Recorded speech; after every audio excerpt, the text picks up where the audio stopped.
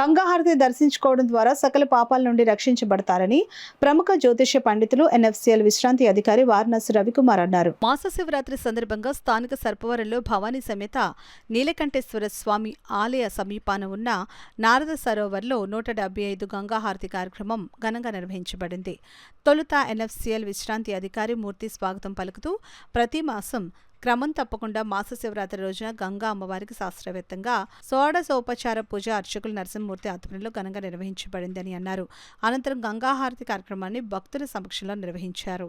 ఈ సమయంలో అంతర్జాతీయ గాయని సూర్యకుమారిచే భక్తి గీతాలను ఆలపించారు. శివనామస్మరణతో ఆలయ ప్రాంగణం అంతా మారుమోగింది.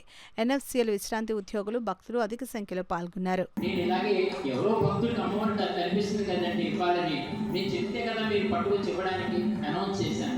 చేస్తే ఆ మహానుభావుడు వెంటనే మూర్తి గారు, మీరు కాశీకి వెళ్ళి కొనుక్కోవాలన్నారు కదా, 4 రోజుల ముందర చెప్పండి, మీకు ఎంత ద్రవ్యం కావాలో నేను చెక్కు పంపించేస్తాను అన్నారు.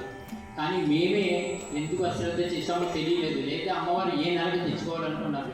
వారు అనౌన్స్ చేసి 3 నెలలు అయింది. కార్తీక మాసంలో కార్తీక మార్గశిరం పుష్యం అన్న చాలా అయిపోతుంది అలాగా.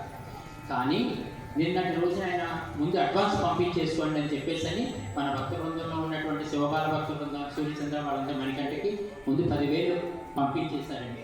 మనం 10,000 అడ్వాన్స్ పంపిస్తే కాశీలో ముందు మనకి కావాల్సిన ఈ సామాన్లు మొత్తం 12 రకాల హారతులండి, ముగ్గురికి కావాలి.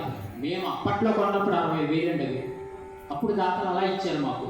ఇప్పుడు అటు వచ్చి ఎవరిచ్చాడండి, ఎంత ఇచ్చారండి నేను అమ్మవారికి తెలుసు అంతే ఇచ్చిన వాడికి.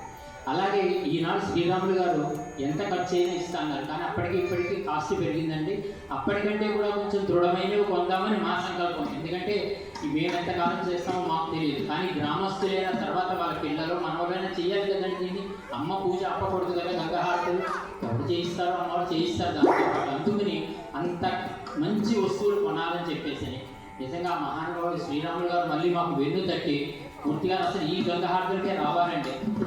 అనేక కారణాలు ఉన్నాయండి, అవి సభలో చెప్పేది కాదు.